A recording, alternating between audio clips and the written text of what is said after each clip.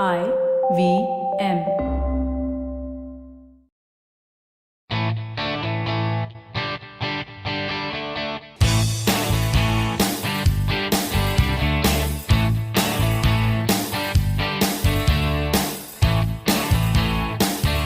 Hello and welcome to a brand new episode of the Musafir Stories, India's very own travel podcast, where each week we share the journey of travelers in their own words and relive their experiences with you, our listeners. Hey guys, welcome to a brand new episode on the Musafir Stories. Before we get on with this episode, a quick shout out to some of our listeners who took time out to write to us. Gaurav, Arunish, Pawanpreet, Captain GPS, Anushika, and Samrat. Also, a big thank you to our fellow podcasters, Shabnam and Manish Sahi, for their kind feedback. You should definitely check their show out. It's called the Shabby and Man Podcast, available wherever you get your podcasts at. As for today's episode, we take you to every hiker's dream trek with best-selling author Susan Jagannath. Let's jump onto the episode and find out more. So with that introduction, I'd love to welcome Susan Jagannath, a best-selling author and traveler, to the Musafir Stories. Susan, thank you so much for being on the podcast and welcome. Thanks so much for having me, Saif. I'm really excited to be here and talk to your band of travelers about my recent adventures.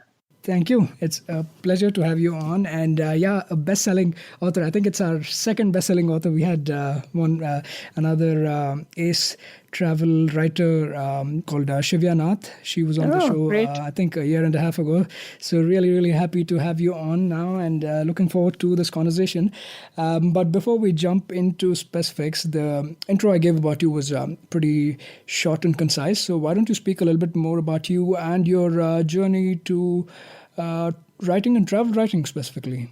Yeah, I'd love to do that. Thanks. So, writing is a journey, and for me, it's a really good metaphor because I love traveling as well. I've always been a great reader. I've been a professional writer in that I've been a technical writer in IT of all things.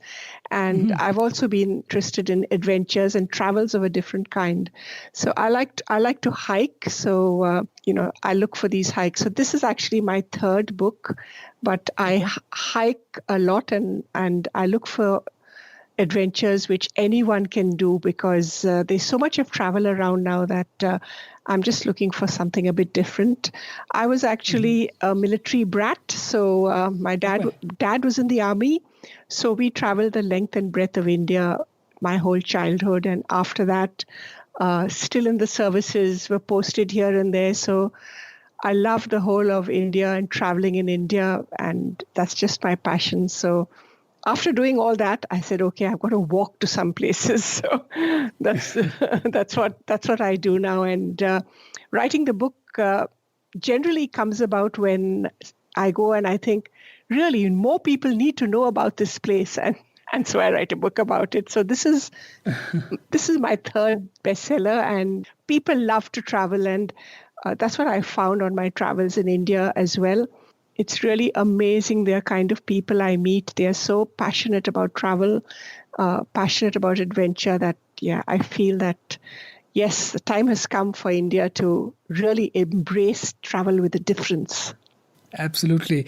Firstly, congratulations on hitting bestseller in such a short time. And it's only a matter of time before it goes bestseller in India. We will look forward to that. And so for the curious ones, that's why we thought we'll have you on and talk a little bit more about the book, your latest book as well, called The Valley of Flowers, The Ultimate Guide to an Adventure Trek in the Upper Himalaya. So really excited to be speaking about that. Now, just getting a little bit into the backstory of this, right? How did this come about, Susan? Like, had you been planning about this for a while, or did somebody refer you onto this? What inspired you to go to the Valley of Flowers? Well, we had been planning this for many, many years. A group of friends. We had been talking about it, but we were in Bangalore, and we were all in IT, so we always had deadlines. And if we didn't have deadlines, we were having babies. So something, when you have a group of 4 or 5 friends, this is what happens. And so we put it off, and finally last year we said that's enough. And we literally decided in June, and we went in August because we just, all of us said, that's it, we're going. But we had heard of the Valley of Flowers. Obviously, I've also lived in the Himalayas in one of my dad's many postings. So I know the Himalayas. I've been for a couple of other treks in the Himalayas previously. I've studied in Darjeeling. So this Valley of Flowers was definitely a slightly out of the way trek, which we wanted to do. We didn't want to do the normal ones. That was the reason to do the Valley of Flowers, because it sounded like everything said that it was an easy trek. And so we thought we'd have a really easy time. We'd spend 10 days, we'd meet up, we'd have a nice time chatting, yammering, gossiping, and sort of amble along and, look at a few flowers. And of course, it was quite different. Absolutely. And a really, really special trek. And that's why just the name, I think, is very descriptive. But again, even beyond just the name, it's so much more. So really looking forward to that. And just in terms of a little bit of orientation for some of the folks who might not know about this, could you please tell us where this is located, etc.? Okay, so it's in Uttarakhand. I think it's about 500 kilometers from Delhi. The real trip starts from Dehradun or Rishikesh, and it's about 260 kilometers up from there. It's a bit of a hike to get to your jumping off point itself. So it's Uttarakhand. It's literally, if you look at a map, you're at the edge of India. It's where you have Nepal on one side, and the other side, you just walk a few more kilometers and you'll be in Tibet. So I don't think you can go further north than that. It's also in a very kind of mythic area of India where you have all these Chota Chardham temples of Badrinath, Kedarnath. You have all these pilgrim destinations which are absolutely, the area is full of mythology and the history of India. But somehow what fascinated me was that this little valley remained hidden for thousands of years against all the pilgrims because it was so difficult to get to. You're away from all the pilgrim craziness when you get to Gobind Ghat and start walking. But on the other hand, if you're going up to that area, you can placate your parents by saying that you're going to the temples as well, and you can kind of kill two birds with one stone. This is what I found a lot of people actually were doing when I chatted to travelers there. They were laughing and said, yeah, I told my mother I was going to Badrinath. So, which is just up the road from there. Really, you just come down in another couple of hours, you'll be in Badrinath. But it's such a precious little jewel of a place. And the only thing that annoyed me when I started reading up about it, the only person who's written a book about this is Frank Smith, who is a British mountaineer, and he's pretty much forgotten today, but he was a great mountaineer and he really loved the Himalayas. So he did a lot of climbing in India and what was then British India. And he wrote this book about the Valley of Flowers because he kind of literally stumbled into it in a blizzard coming off from Mount Kamet or Rataban. That's how he found it. Anyway, I read the book. And it's a very good book. I would, highly recommend it. So this was his book. I read it and I thought, I can't believe that since 1937, we are now in the 21st century. We've been independent for how many, 70 years, and no Indian person has written a book on this. So I thought, okay, I'm going to fix that. That's a great little backstory also about how you took up writing this book too. Now, just in terms of when you would suggest is a good time of going there, Susan, because a lot of these Himalayan treks and alpine treks can be a little tricky in terms of when you're going there, right, given the harsh weather conditions sometimes. So when do you suggest is a good time to visit? Well, you have to, it only opens at the end of May and it closes in the first week of October. So you have June to September to visit. And in June, you get the spring flowers, but the valley is still, you'll still find some glaciers to cross. And by September, the flowers you'll still find a few flowers, but most of the flowers have bloomed and have gone into bud. So what you need to do is, and we decided and we went in what we thought was the peak time, which was early August, because you go in early August, you're in the middle of the season. So you have heaps of flowers blooming. And what triggers what triggers a mass blooming of the flowers is really the monsoon. So it is, you go in the peak of the monsoon, and you have to be ready to be wet. Yeah, you've got to walk in the rain. It's going to be misty. It's going to be slippery, but it is going to be magnificent. So you have to absolutely walk in the monsoon. Even though I said it's off the pilgrim path, it's that's a bit of a misnomer. It is on the pilgrim path to Hemkund. Hemkund Sahib is a Sikh pilgrimage site. It opens in June, and I think June is peak pilgrim season, the first 2 weeks of June. So it tends to be crowded, and you might find difficulty with the accommodation in Gangaria.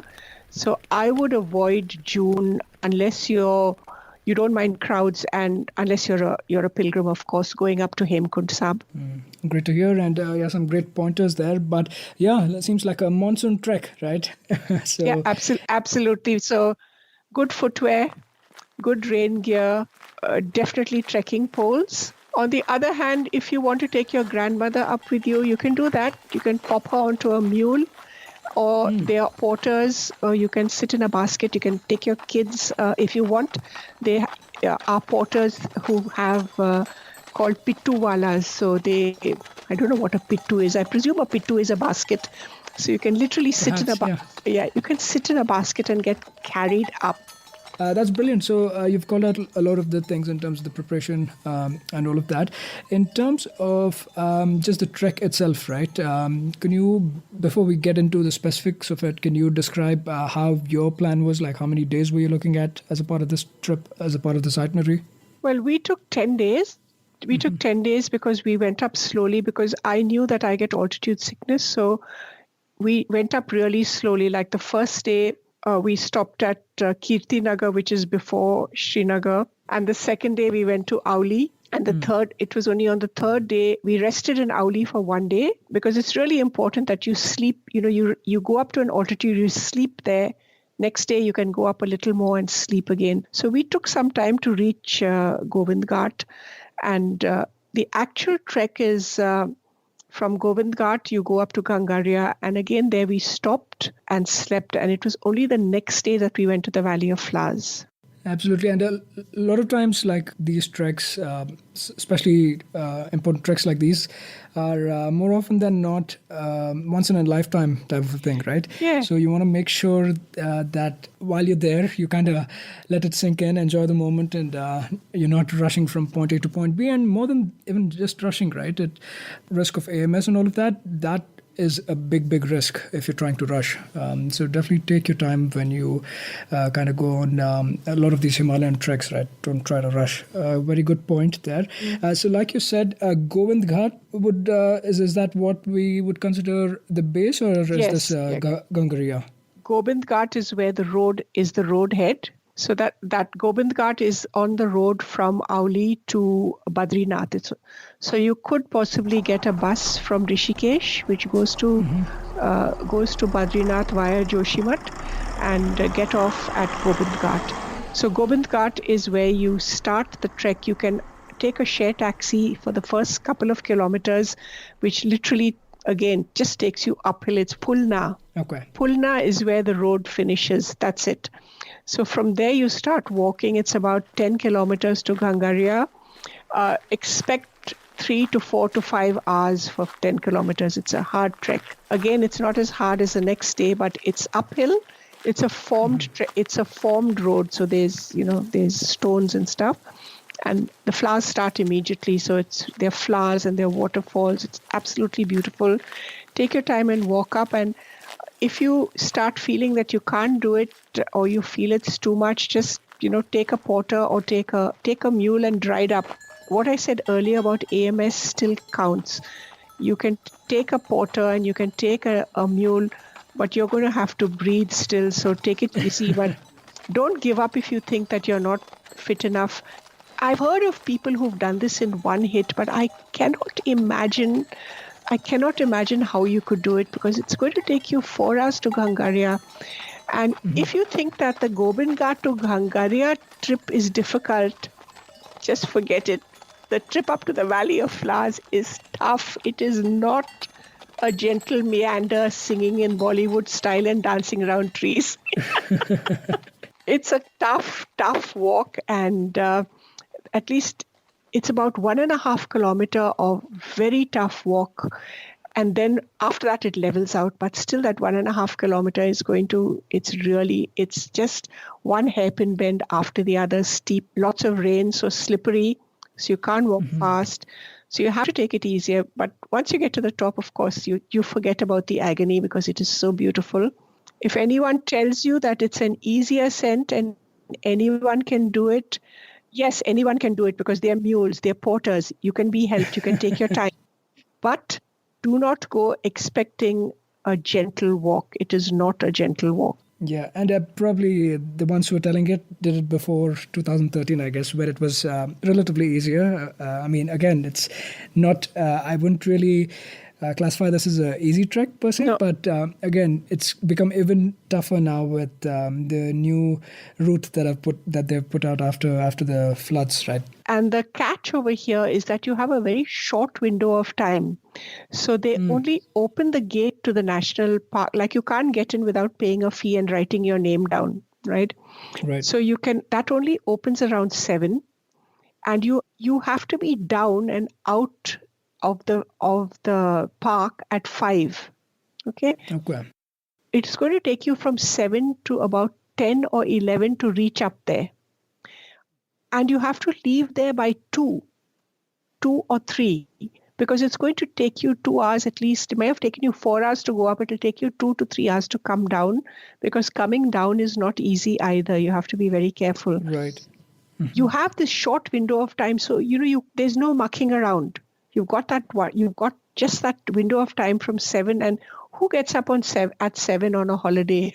I mean, you the previous day you would have walked 10 kilometers for the first time in many years, and you're kind of exhausted. You're waiting for the hotel boy to bring up your garam pani in a bucket. Yeah, there's no to have your bath. There's only that way. So sort of there are all these realistic things which you should be prepared for. And so there's the whole thing which you have to plan very carefully is that for both Valley of Flowers and Hemkund, you have to start on time in the morning and you have to leave there by 2 o'clock. Even Hemkund, they literally will start kicking you out at 2 o'clock. So because they want you off the mountain because it's too dangerous after that. So you don't have a big window to walk in or to muck around in or to dilly-dally. You've got to get out, you've got to walk, or you've got to go on a mule. I think there's no mule to the Valley of Flowers, but you can take a mule to Hemkund Sahib. But, the mules are not really very much faster than people. Yeah, they just do the walking for you. They do the walking for you. But it's pretty much the same speed. Yeah, and no, but I think that's why it also makes sense, especially for trips like this, to have a day or two spare in your itinerary, right? Yes. You might miss out given the time duration, which is very specific and fixed, and the other is weather also can sometimes play a spoil sport, right? Sometimes, especially given that these are monsoon treks and all of that. So it's always good to have a day or two as buffer in your plan. And I think that's how you did it. You also had it planned for extra day.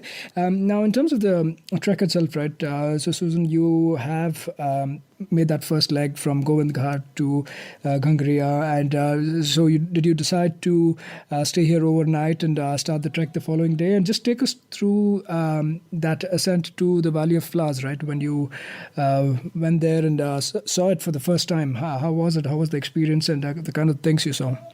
Okay, yes, we did. You have to stop at Gangaria. I think if you don't stop at Gangaria, you're definitely doing damage to yourself.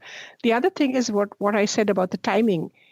They're not going to let, if you reached Gangaria only at 12 in the afternoon, they're not going to let you start walking because you cannot get up there and come back on time. Right. Yeah. So unless you get up at 3 in the morning and start walking in the dark, where you might break your leg and fall off the mountain. So definitely you have to stop at Gangaria. Gangaria is a pure tourist village. It's not a real village at all. It's got only hotels.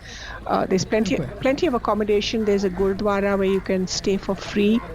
And there's all kinds of accommodation from hostels and backpacker type of hostels to hotels which claim to be 3-star, and there are also tents, which are more like glamping, right? Which you can't get the tents unless you've booked with a tour group or something. So those are the options. So we got into Gangaria at about we might have gotten to Gangaria about 2:00 in the afternoon, and we settled down in there and had the good thing about Gangaria is that there was actually a massage parlor with chairs, with massage chairs and foot machines. Oh my God, it was beautiful. Okay. So, and then, so we enjoyed having the evening together and, eating. The first dinner we had was aloo paratha and chana. It was delicious. By about a fourth day, I could not look an aloo paratha in the eye again. There's also in Gangaria an eco center run by nature. It's a kind of an NGO come government. So you can go there and they run a documentary about the Valley of Flowers. So it's really good. I highly recommend it because it teaches you about what to expect and the flowers which you're going to see, as well as giving you a bit of a history. So it's about half an hour. And you can also pick up some books from there, and you can also get a guide if you want a local guide to take you up to show you. I would again highly recommend you take a guide, because we took a guide and we saw things and flowers and got an experience which nobody else got. Like if you just go with your guide who you come with a tour group, they don't know that much. Whereas this girl who we got from the center, she was literally a village girl from there who's learned all this stuff, and she was able to take us up and show us a lot of stuff which we would not have seen before. Yeah, definitely do take note. It's good that you care about this. Now, you've gotten on from Gangaria. You've taken a guide, which is great. I think advisable as well. How much time till you get to the Valley of Flowers and finish your registration and all of that, or is this done beforehand? No, you sort of set off. It'll take you about half. It's not very far from Gangaria to the entry gate. It's about half an hour walk. It's quite easy, but it's not very organized. It's just government type of everyone yelling and screaming and shoving. So spend a little time there, but you have to get it. It's not difficult to get, but you need to show your ID, so Aadhaar card. Or passport if you're not an Indian citizen, and you need to have those kind of things with you, because they're going to enter your details there, and you got to pay your money. I think it's something ridiculous, 200 rupees for Indians and 600 for foreigners or something. That you have to have that in cash. Okay, there's no ATMs there, and from that point, I would say it's about 3 hours from the gate. I'm calling it a gate. There's no real gate, but it's a little booth kind of thing. So it's about 3 hours from there until you get to the top. And this 3 hours is about 2.5 kilometers at max. Yeah? And you kind of go downhill from the national park gate. You go downhill. So you're going downhill to this place which the locals call Dwari Pari, which is the door of fairies. Okay. Now, I don't know about you, what idea you have about fairies, but these must be some really tough fairies. Oh my God. The sides of the gorge are steep and black and wet. And the river the Pushpavati River comes pounding out of there in a series of violent waterfalls. So anyway, you cross that, you then cross over this pounding torrent on a very rickety steel bridge. But it looks rickety, but actually it's okay. You cross over that, and from there you start the climb immediately, right? Because you've now crossed the river, which is the Pushpavati River.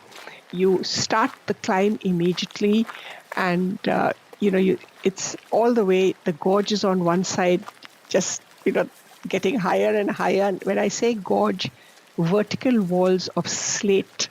Okay, literally. And you sort of crawl up this, but on either side there are flowers and there are some trees. It takes you about at least 3 hours to get up to the top. Once you're on the top, it's about 1.5 kilometers of your walk, ridge walking. You're on the top of the ridge. So it's not too bad. It's just up and up gentle uphill and downhill.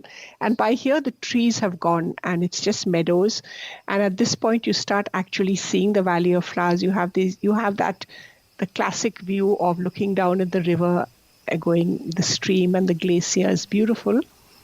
And as you near it, you come to another glacier stream where you cross on a little wooden bridge, where you come to a place called Bamandaur.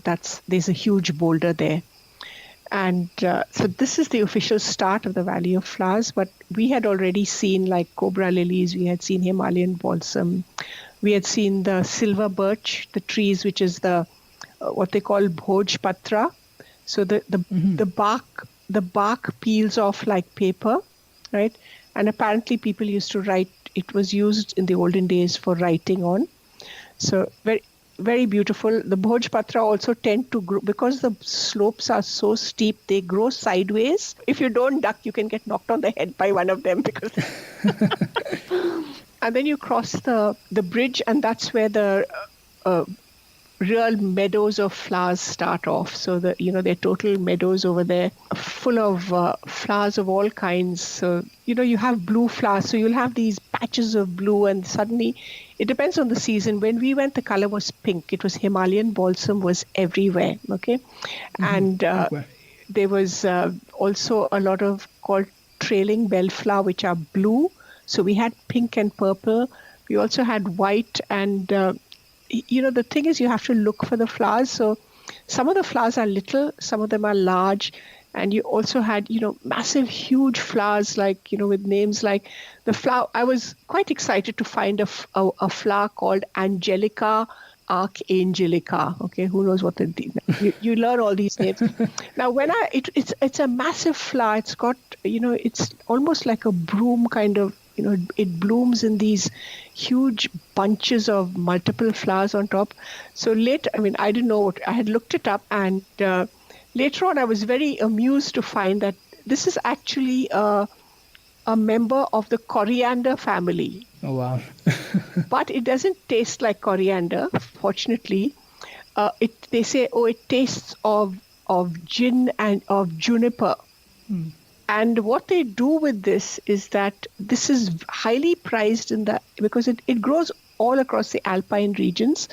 So it's highly prized for gin. So it's put in. So I was thinking, they should have told me that. I would have needed a drink. I really needed a drink when I got up there.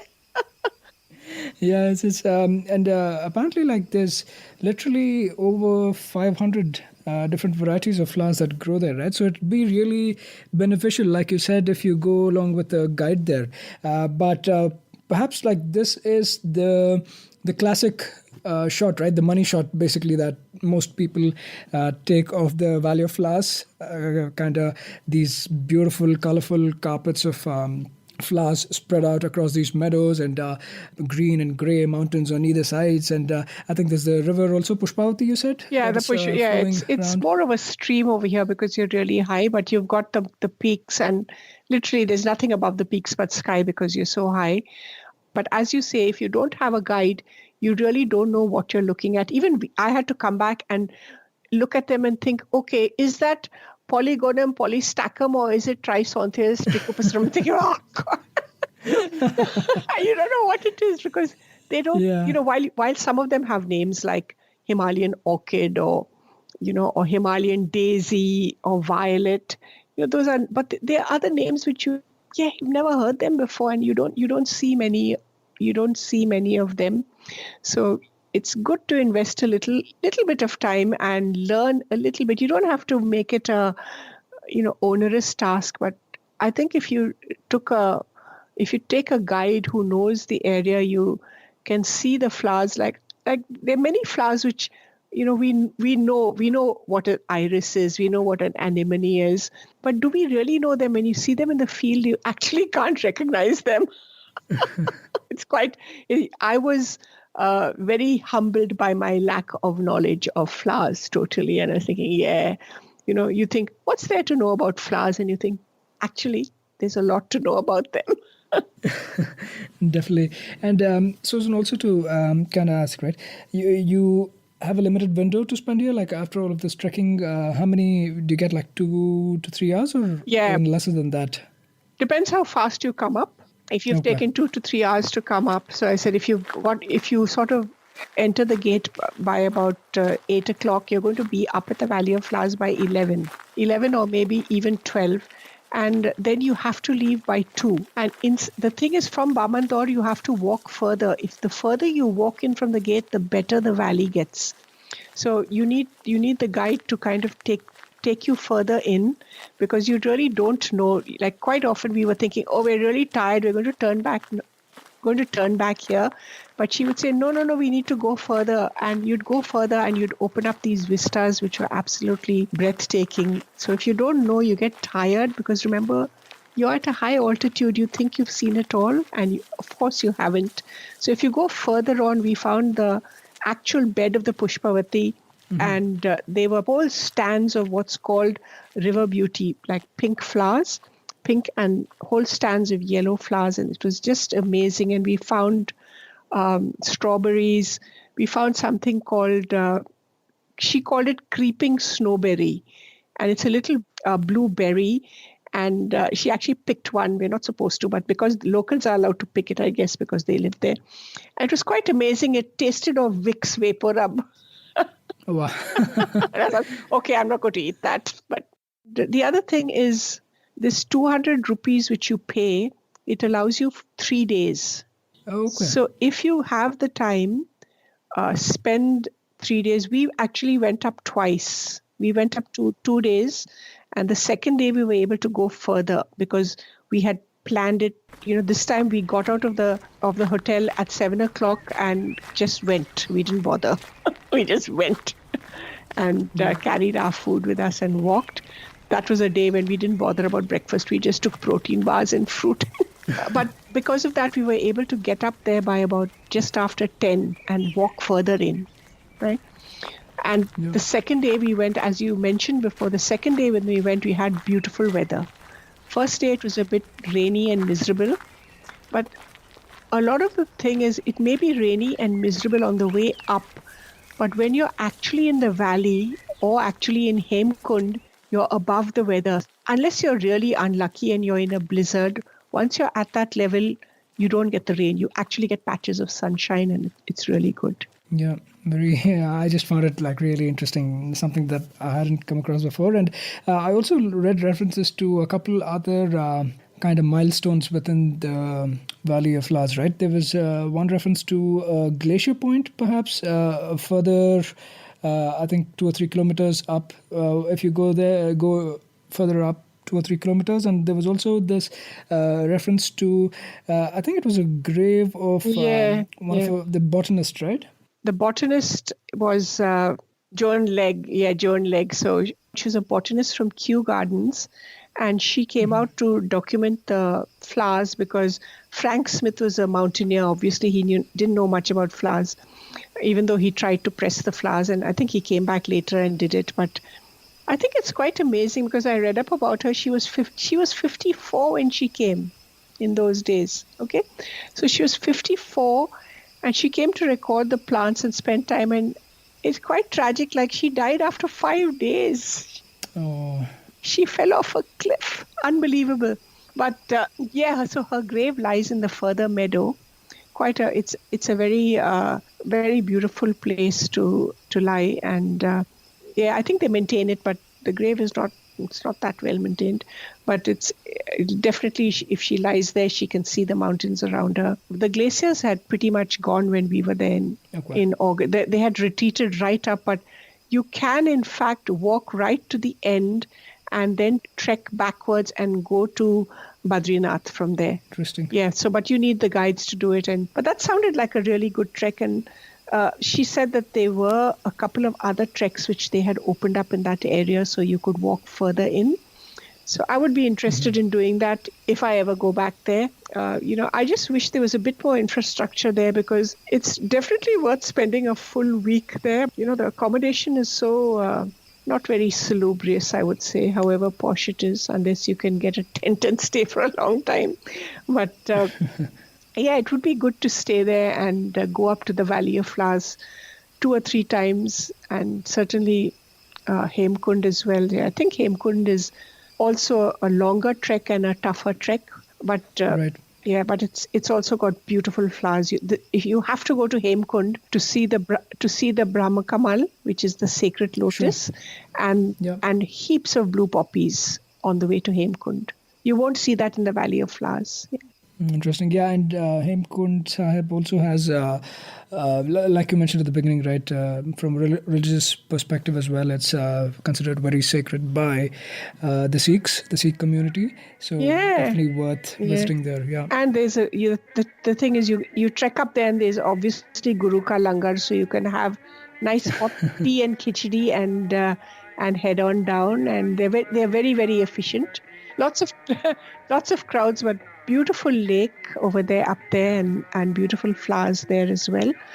I think by 1 o'clock they actually switch off. You know, in the Gurudwaras they chant the Guru Granth Sahib. Right. The priests or they read from it all the time. But by 1 o'clock they turn it off. So when we went there, it was off. There was no chanting going on. And they said no, they stop it because by 2 o'clock they literally start chasing people off. No one is allowed to stay up there. So it's too high. So everyone has to be off the mountain. And I know when we were walking down I walked down a bit earlier. I came down on my own, but everything was shut on the way down. So it was just, it might have been about 2:30, 2 o'clock. And all the chaiwalas and all, which you have on the way down, they were all closed. They were already closed. So obviously they were not expecting any more pilgrims. So I was a bit sad because I was looking forward. In the way halfway I was thinking I'd really like a cup of tea now, but it was shut. But I was really interested. If you read my book, like there was a place where this is where you'd meet the pilgrims, and what I really loved about this trek, both the Valley of Flowers and this one, very often if you're a woman in North India, it's not a very pleasant experience. You get pretty hassled and you get unwanted attention. But there's none of that on this area. The people, you never have any of this so-called eve teasing and people harassing you. Really, everyone was really good. And I was thinking, this is really, really nice. And then I was hearing also people calling Masi ji, Mata. I'm thinking, who the hell are they calling? They say, okay, they're calling me Masi ji. And I said, okay, Sat Sri Akal, Praji, and I was wishing them. And then there was one couple they were thinking, and then I started chatting to them, a Sikh couple. And they were from, I said, oh, where are you from? And they said, oh, we are from Kabul. Oh, okay. Kabul? Interesting. Yeah. He said, yeah, Kabul, Afghanistan. And so there's Afghan Sikhs, and they said, we come every year over here. So, oh, wow. Okay. So yeah, very, very nice young couple. And they said, no, we are fine. But after that, they had that damn Gurdwara bombing. And I was thinking, because I thought that it's not very, she said, no, they don't bother us. We don't have any problem. We are, anyway, I just hope. Yeah, definitely. And it's like religiously also, like we've been mentioning, it's pretty significant because I believe this was the place where Guru Gobind Singh, right, the 10th Guru, he kind of saw this in his dream. He saw himself meditating at Hemkund Sahib, right? So that's how like he came all the way down and spent time here, and that's why it's like of really like it's very significant to the people, and no wonder I'm not surprised there's people from even as far as Afghanistan and Kabul coming down for this. So it's great. It mixes up a little bit of because the Valley of Flowers obviously is beautiful, but it adds a little bit of spiritual kind of flavor to this as well, right? The Hemkund Sahib trek. So definitely something that can be done while doing the Valley of Flowers. It's just that keep in mind that it's a little bit difficult in terms of higher and more harsh, and you just have to plan it out accordingly. Now, like we mentioned at the beginning as well, right, Susan? I mean, it's great that you got to do a couple of these things, but it doesn't really have to be limited to the Valley of Flowers and Hemkund Sahib, right? Like you said, places like Auli and Badrinath and a lot of the Chota Chardham pilgrimages. All of them are pretty close by. So if somebody has time on hand and is feeling like doing a longer itinerary, this is something that can definitely be mixed and matched and added to the itinerary of the Valley of Flowers as well, right? Yeah, it's just down the Badrinath is just down the road from there, so you could definitely go to Badrinath. And we had planned to go to Badrinath, and there are hot springs in Badrinath, so you can we were looking forward to that, but there was a landslide, so we couldn't go to Badrinath. So you have to be, as you were mentioning in the beginning, you have to build in sometimes. So we had to give up. I mean, we were practical about it. We said, okay, we'll give up the Badrinath because it was right at the end. So we didn't go to Badrinath because the next day we were going straight down to Hardwar and then next day catching the flight. But yeah, if we had had an extra day, maybe the next day we could have gone to Badrinath because we were really keen to go. But we said let's wait a bit and see if the landslide clears.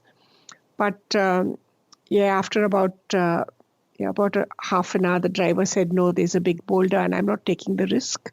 So we turned around and went back to Joshimath and Auli, which is very beautiful for last evening. But definitely in Auli, on the way down, Auli has got the longest cable car in Asia, I think.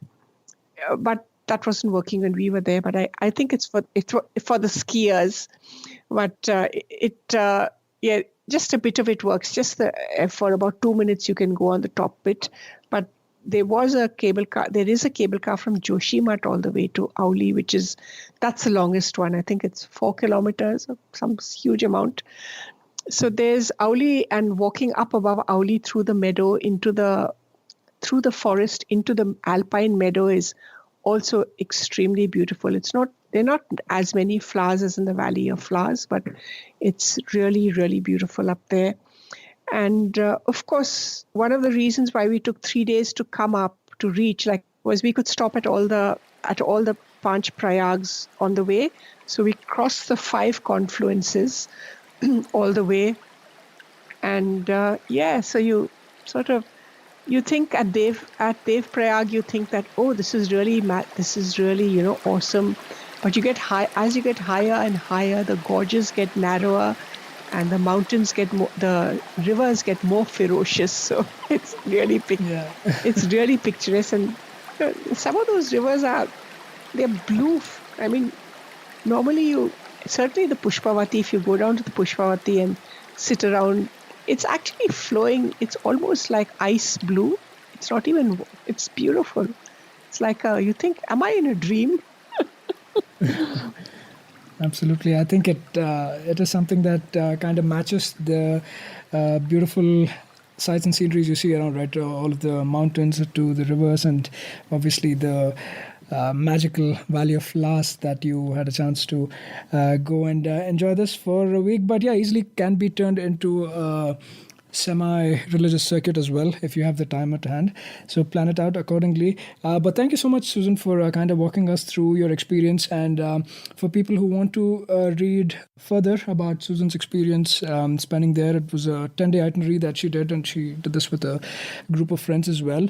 Definitely do go ahead and read Susan's latest bestseller, The Valley of Flowers, The Ultimate Guide to an Adventure Trek in the Upper Himalaya. And Susan, for our listeners, what's the best way to get hold of your latest book? My latest book, it's a bestseller as an ebook. So I always publish on Amazon. So you can download it from Kindle, Amazon India Kindle. It's available.